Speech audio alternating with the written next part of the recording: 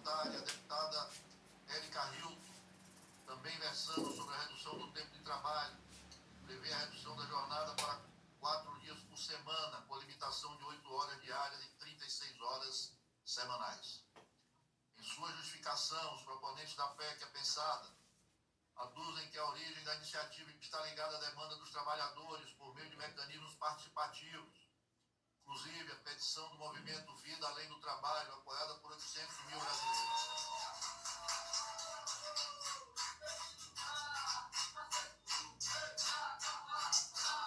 Eu peço por gentileza que possamos continuar ouvindo o relator.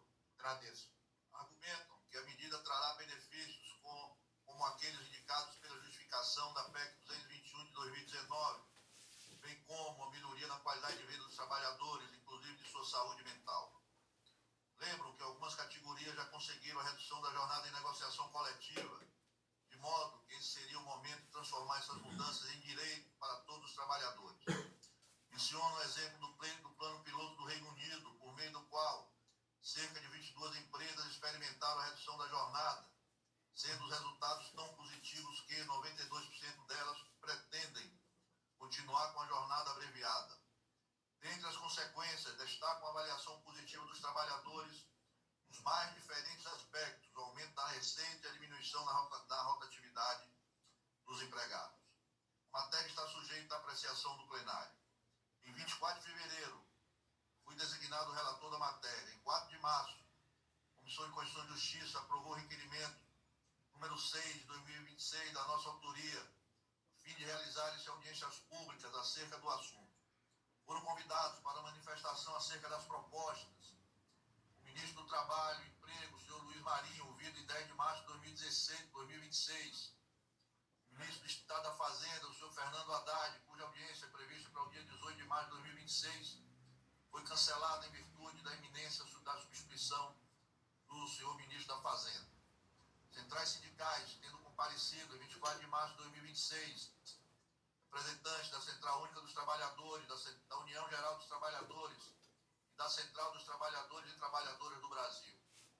Confederações patronais, tomando parte em 7 de abril de 2026, representantes da Confederação Nacional do Comércio de Bens, Serviços e Turismo, da Confederação Nacional da Indústria, da Confederação Nacional da Agricultura e Pecuária do Brasil, além da Confederação de Transportes.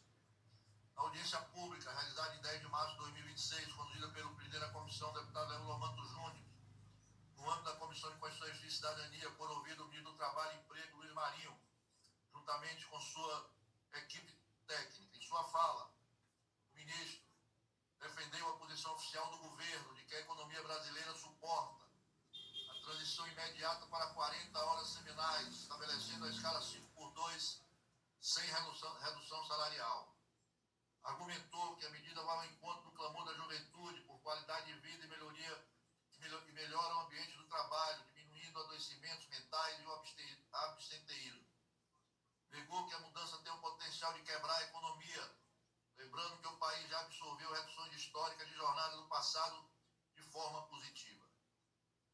O ministro deixou expressa sua posição no sentido de que seria um equívoco a inserção de regras rígidas sobre escalas de trabalho no texto constitucional, matéria mais afeita à negociação coletiva, visto que é preciso que se considere a realidade de cada setor. Segundo o ministro, a definição da escala aplicável deve ficar a cargo da negociação entre trabalhadores e empregadores, pois são eles que sabem melhor criar uma condição dentro da jornada de 40 horas semanais, de acordo com a sua realidade local e setorial. Essa flexibilidade é essencial para não engessar a operação de setores da economia que precisam trabalhar os 365 dias do ano, 24 horas por dia.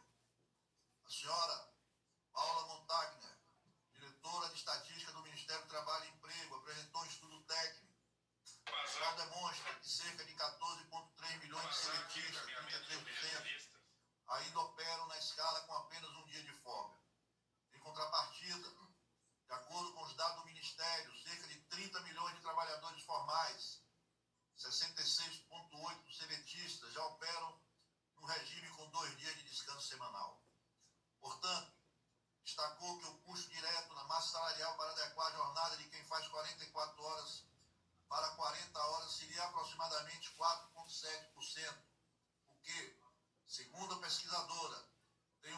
potencial de ser compensado por aumento significativo na produtividade, em razão do maior foco empreendido pelo trabalhador.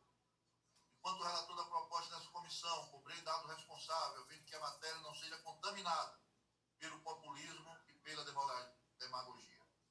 Questionei o ministro dos impactos da proposta no aumento da informalidade, sobre possíveis compensações por parte do governo às empresas mais afetadas, sobre a necessidade de regras de transição estruturadas.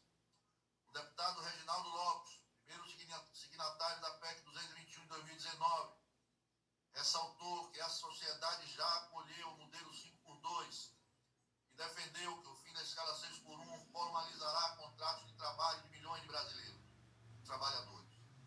Alegou também que não reduzir a jornada já custa muito caro ao Estado devido aos gastos com afastamentos por doenças do trabalho. Os deputados Maurício Marcon e Júlia Zanata posicionaram-se contra a imposição legal. A deputada argumentou que o principal problema do trabalhador não é a jornada, mas sim os baixos salários, corroídos por uma altíssima carga tributária imposta pelo Estado. Na mesma linha, o deputado Marcon classificou a proposta como politicagem de ano eleitoral, alertando que a mágica de reduzir horas sem ganho prévio de produtividade, sem redução salarial, culminará, inevitavelmente, em demissões, aumento de preços e inflação para o consumidor. O deputado Luiz Gastão manifestou preocupação focada nas micro e pequenas empresas, apontando que reduções drásticas poderiam viabilizar negócios no setor de serviços, turismo e saúde. Defendeu que, se houver redução, o governo deve propor compensações justas, já que o impacto da folha de pagamento no faturamento das empresas menores é mais severo do que nas grandes corporações. Por fim, parlamentares favoráveis à proposta, deputado Orlando Silva, deputado Rubens Pereira Júnior e deputada Érica Cocai, defenderam a constitucionalidade da matéria, colocaram o princípio da dignidade humana, defenderam o movimento Vida Além do Trabalho e a urgência de garantir convívio familiar, descanso e saúde à classe trabalhadora. A deputada Cocai reforçou o recorte de gênero. Só um minuto, relator. Eu vou solicitar mais uma vez silêncio ao plenário para que a gente possa ouvir o relator. Lembrando que a escala 6x1 é ainda mais cruel para as mulheres, quando o seu único dia de folga acaba integralmente comprometido pelas pesadas obrigações de tarefas domésticas não remuneradas. Na audiência pública realizada no dia 24 de março de 2026, conduzida pelo presidente, deputado Leon Manto Júnior, foram ouvidos representantes das principais centrais sindicais do nosso país. O senhor Márcio Aia, Correia de Andrade, presidente dos sindicatos comerciais do Rio de Janeiro, e representante da Central dos Trabalhadores e Trabalhadoras do Brasil, CTB, apresentou dados de uma pesquisa nacional, demonstrando que a escala 6x1 é um regime baseado na exaustão e no adoecimento das trabalhadoras, cuja maioria recebe baixos salários e sofre com longos períodos de deslocamento. Pontua ainda que, embora o ideal para os trabalhadores seja a jornada de 36 horas semanais, as centrais estão unificadas na defesa da redução imediata para 40 horas semanais e o fim da escala 6x1 para garantir mais tempo para viver aos trabalhadores.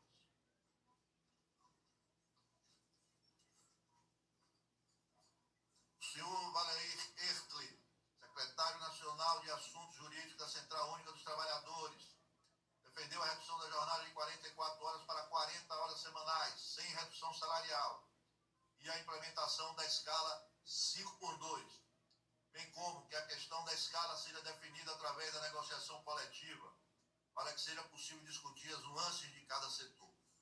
Argumentou que, apesar de a evolução tecnológica ter aumentado a produtividade, os ganhos dela decorrentes não foram repassados à classe trabalhadora, que hoje sofre com altos índices de burnout e elevada rotatividade. O senhor Antônio Fernandes dos Santos Neto, presidente da Central dos Sindicatos Brasileiros, rechaçou o discurso alarmista de que a mudança quebraria a economia, lembrando as previsões catastróficas similares falhavam em avanços trabalhistas anteriores. Defendeu que o Congresso fixe na Constituição o limite de 40 horas semanais, com 2 dias de descanso, transferindo aos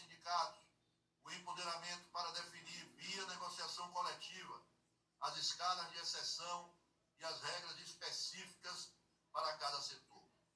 Alertou para o fato de que a jornada excessiva atual gera estafa e altos custos com acidentes e adoecimento mental das equipes.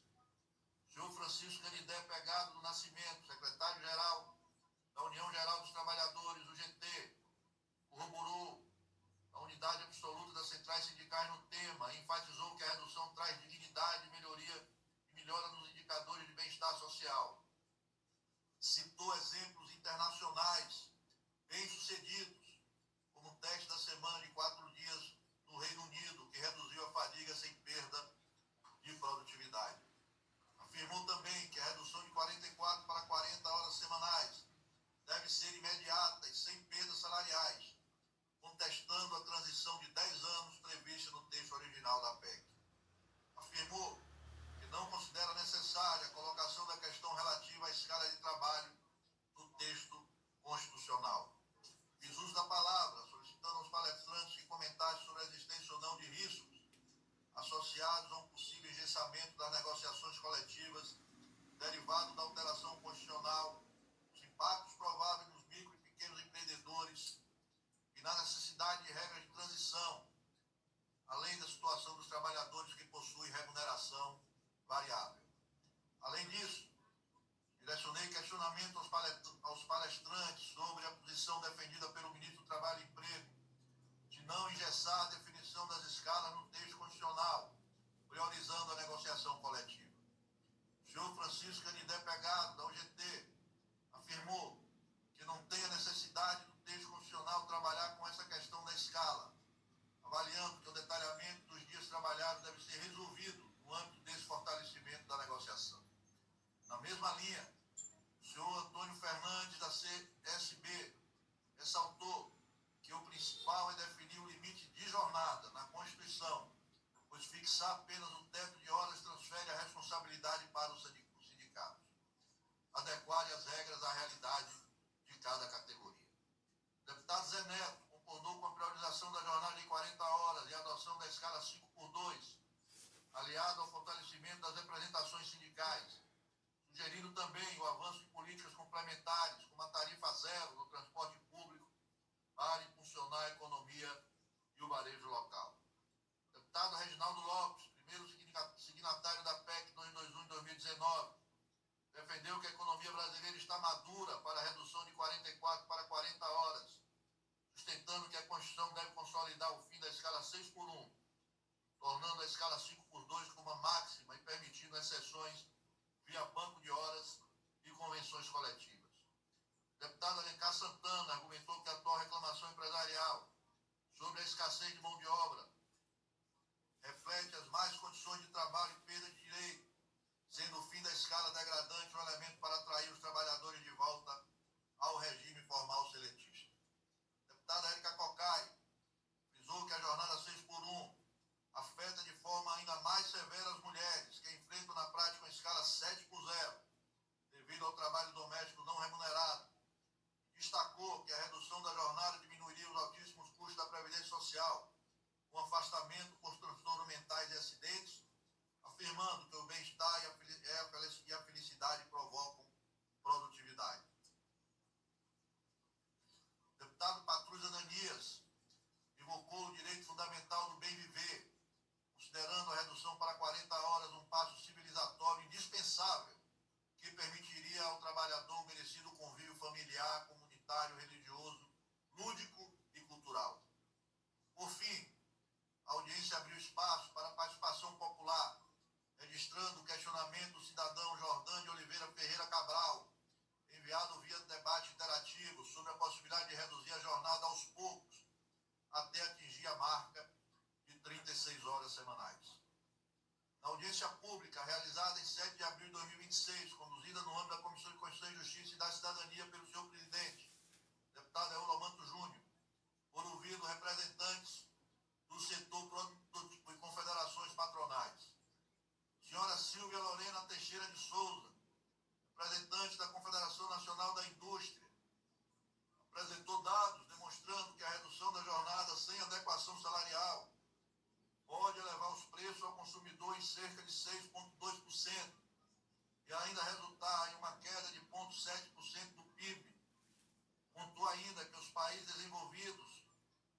alcançaram a alta produtividade para então reduzir a jornada, defendendo que o caminho seguro para o Brasil seria a negociação coletiva. O senhor Frederico Toledo Melo, gerente executivo da Confederação Nacional do Transporte, ressaltou que o setor já enfrenta um déficit de profissionais qualificados, argumentou que a redução da escala causaria perda de eficiência da frota, e o repasse imediato de custos para toda a cadeia logística do país, pressionando fortemente a inflação. Defendeu que o caminho adequado para a redução da escala de trabalho é a via negociação coletiva.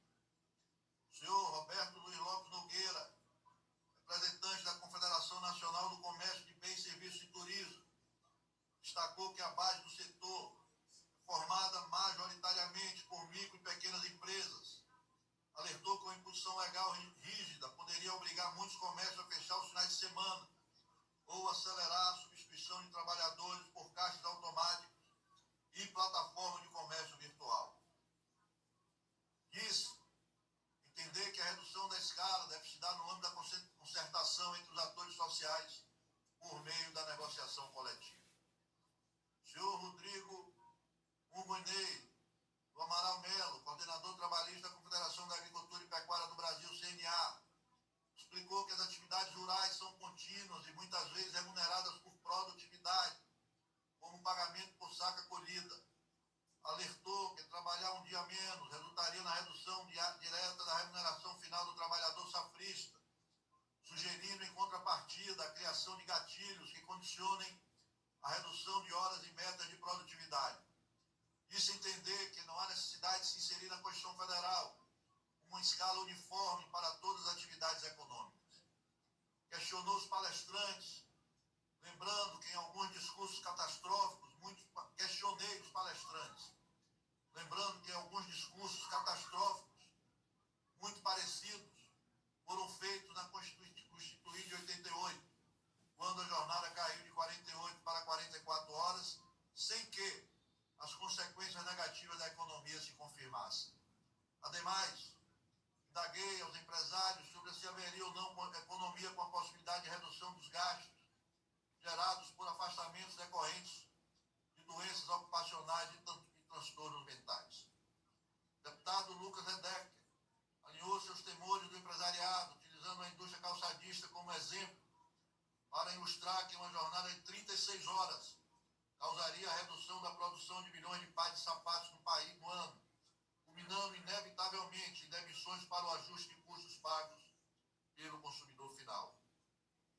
O deputado Pompeu de Matos defendeu uma posição de equilíbrio, apontando que se a escala 6x1 beira o excesso, a imposição de um formato 4x3 também seria drástica.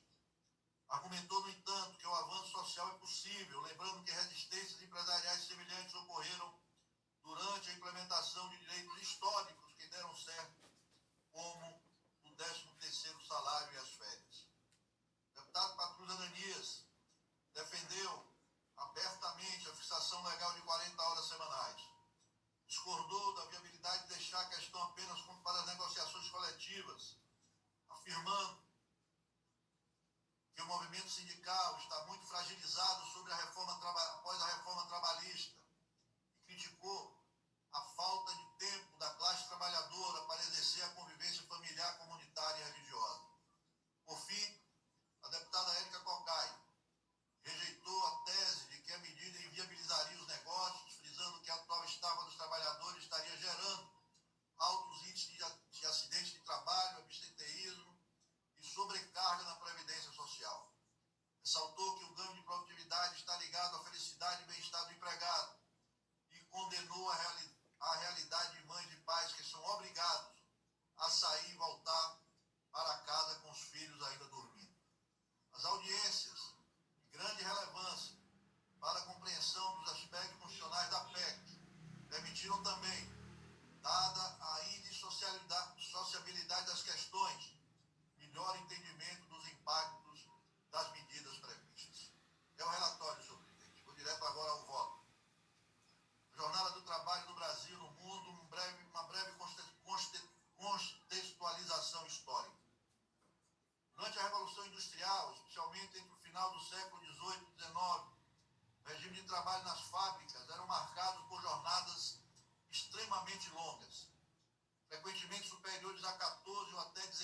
horas diárias.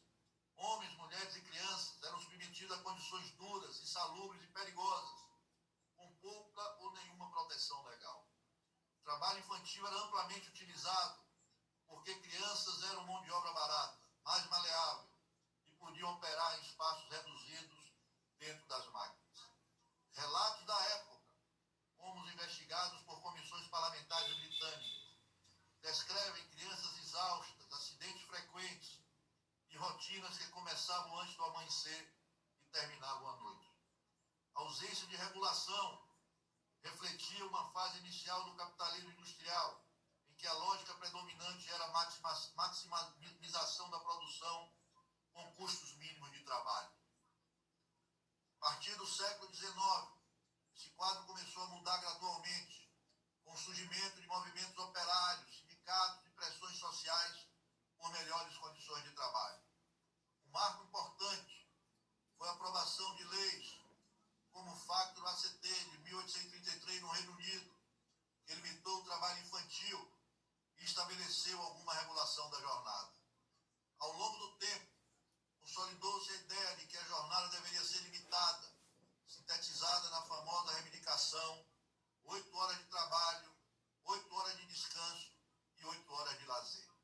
E associada a movimentos que culminaram em eventos como a greve de Haymarket, no século XX, especialmente após a criação da Organização Internacional do Trabalho, em 1919, normas internacionais passaram a difundir padrões mínimos, uma jornada de 8 horas diárias e 48 horas semanais, além da proibição progressiva do trabalho infantil. No Brasil, a evolução das relações capital-trabalho seguiu um padrão semelhante, só que com uma defasagem temporal em relação ao mundo desenvolvido. Durante o período da Primeira República Brasileira, havia pouca proteção ao trabalhador urbano e jornadas extensas eram comuns, inclusive com o uso de mão de obra infantil em setores como o têxtil. A mudança estrutural veio a partir do governo de Getúlio Vargas, quando o Estado passou a intervir mais fortemente nas relações de trabalho.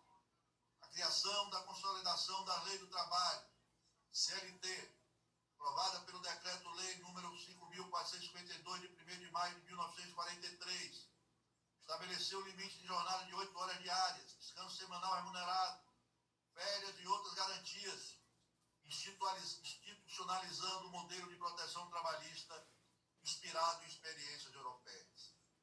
Neste contexto, cabe ressaltar que o histórico da normatização da jornada de trabalho no Brasil aponta que, com poucas exceções, a previsão da limitação de jornada em norma de nível constitucional sempre se fez presente, o que denota a importância de que tal direito social assuma ao longo do tempo para as relações de trabalho.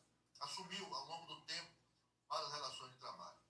Nesse sentido, cabe indicar que o primeiro diploma constitucional a se preocupar com a jornada de trabalho foi a Constituição de 1934, que a fixou em 8 horas diárias. Por sua vez, a Constituição de 37 manteve a jornada de 8 horas diárias, porém, acrescentou a possibilidade de redução ou aumento nos casos previstos em lei. Já as Constituições de 1946 e de 1967 optaram pela manutenção da jornada diária de 8 horas e a semanal em 48 horas. A Constituição Federal de 1988 inovou no tema ao prever a redução da jornada semanal de 48 para 44 horas, com a possibilidade de compensação de horários e redução de jornada por intermédio de acordo ou convenção coletiva de trabalho, artigo 7º, inciso 13º. Desde então, a regulação da jornada de trabalho continuou evoluindo, refletindo transformações econômicas e tecnológicas. No mundo, houve redução gradual das horas médias trabalhadas ao longo do século XX, especialmente em países desenvolvidos, embora com variações recentes ligadas à economia de serviços e ao trabalho digital. No Brasil, a reforma trabalhista de 2017 introduziu maior flexibilidade, como o trabalho intermitente e a negociação direta, ao mesmo tempo que se manteve formalmente o limite constitucional de 44 horas semanais. O debate a respeito da redução de jornada de trabalho não é novo no Brasil, apresentando-se como um tema frequente nas reivindicações sociais dos trabalhadores. Já na década de 90, a proposta de emenda à Constituição, PEC número 231 de 1995, tinha como objeto a redução das horas de trabalho para o limite de 40 horas semanais, sem redução de salário, e a previsão de aumento do valor adicional da hora extra para 75% da hora normal. Em período mais recente, o debate sobre a redução da jornada de trabalho voltou a ocasionar grande mobilização social. Argumenta-se que a jornada de trabalho no modelo 6x1, 6 dias trabalhados com um dia de descanso, acarreta diversos problemas que comprometem tanto o bem-estar do trabalhador quanto a produtividade organizacional. Esse cenário demonstra que o tema das horas trabalhadas permanece central nas relações entre capital e trabalho, embora em um contexto muito diferente daquele da Revolução Industrial. Presidente, está muito barulho aqui na comissão. Eu solicito mais uma vez a compreensão de todos, para que possamos fazer silêncio e ouvir o relator. Muito obrigado. A regulação do tempo de trabalho é um dos pilares fundamentais do direito do trabalho e da justiça social desde os seus primórdios. No plano internacional, ganha destaque a atuação da Organização Internacional do Trabalho, a qual tem a incumbência de promover inovações normativas no campo jurídico do direito do trabalho, que objetivem garantir padrões mínimos de dignidade e bem-estar social aos trabalhadores na ordem internacional, mediante a participação tripartite dos representantes dos Estados, dos empregados e dos empregadores. A Convenção número 1 da OIT de 1919, sobre as horas de trabalho na indústria, estabeleceu o princípio de 8 horas por dia e 48 horas por semana para o setor manufatureiro. Após a adoção desse primeiro instrumento, a OIT promoveu uma densificação normativa com a elaboração de diversas convenções a respeito do tempo de trabalho. A Convenção número 30, de 1930, sobre as horas de trabalho no comércio e nos escritórios, garantiu a semana de 48 horas de trabalho para tais trabalhadores. A Convenção número 47, de 35, sobre as 40 horas semanais, introduziu um novo parâmetro de duração semanal do trabalho para 40 horas. Nesse ponto, é importante mencionar a recomendação número 116 de 1962 sobre a redução da jornada de trabalho. Essa recomendação constitui a principal referência normativa da OIT para a implantação de uma política de redução de jornada de trabalho, na qual se institui o princípio da redução progressiva do horário normal de trabalho, com a finalidade de se alcançar a semana padrão de 40 horas. A redução progressiva tem como pressuposto a implementação sem qualquer redução do salário dos trabalhadores, a fim de se preservar o seu padrão de vida. Atualmente, diversos países de alta renda e membros da OCDE têm convergido para uma jornada padrão de 40 horas, sendo que em muitos casos a jornada efetiva é ainda menor, devido a acordos coletivos setoriais que priorizam o bem-estar. Além da França, que implementou a Lei Aubrey de 35 horas semanais no final da década de 1990 para fomentar o work sharing, outros países apresentam indicadores notáveis. A Alemanha, por exemplo, embora mantenha uma jornada legal de 40 horas, possui alguma das menores médias anuais de horas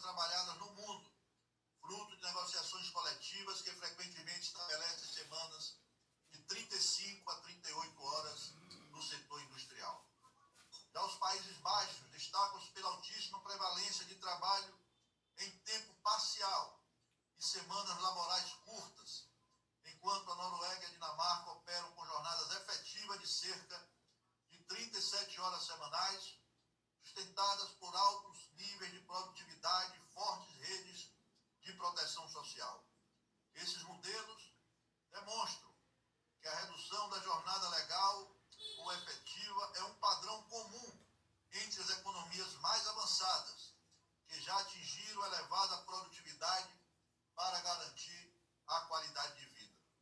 Na América Latina, existe uma tendência crescente na adoção de arranjos flexíveis, que buscam alinhar as necessidades operacionais das empresas com a necessidade dos trabalhadores de conciliar vida profissional e familiar. Uma melhor conciliação de tais polos pode melhorar a saúde mental dos empregados e reduzir o absenteísmo, ao passo que aumenta a retenção de talentos e a produtividade das organizações. Neste contexto, vale mencionar a experiência de países mais próximos da realidade brasileira, que promoveram a redução da jornada. Em abril de 2023, o Chile promulgou a Lei número 21.561, que institui reformas substantivas no Código de Trabalho, com o objetivo de reduzir a jornada semanal de 45 para 40 horas. A aplicabilidade da medida está ocorrendo de forma escalonada, em um interstício de 5 anos. Inicialmente, a jornada foi reduzida para 44 horas em abril de 2024, com previsões de decréscimos para 42 horas em 26, culminando na consolidação do limite de 40 horas semanais no ano de 2028. No âmbito da legislação colombiana, a promulgação da Lei 21.101 de 2021 estabeleceu as bases normativas para a redução progressiva da jornada laboral máxima de 48 para 42 horas semanais, resguardando a irredutibilidade dos vencimentos salariais. A operacionalização dessa medida pauta-se por um cronograma de transição que teve início em julho de 2023, com ajuste para 47 horas. Em seguida, no decorrer de 24, a carga horária foi fixada em 46 horas, com a meta final de convergência para o patamar de 42 horas semanais previstas para o exercício do corrente ano. No México, foi implementada uma reforma constitucional destinada a reestruturar a jornada laboral máxima, reduzindo-se de 48 para 40 horas semanais, com a garantia institucional de ter, no mínimo, 2 dias de descanso para cada 5 dias de atividade laboral. A iniciativa busca mitigar a excessiva carga horária histórica do país, frequentemente citada em índices internacionais, como uma das nações com as maiores médias de horas trabalhadas globalmente. A projeção para a implementação integral da medida estende-se até o ano de 2030, intervalo concebido para viabilizar a adaptação gradual dos modelos produtivos e organizações das entidades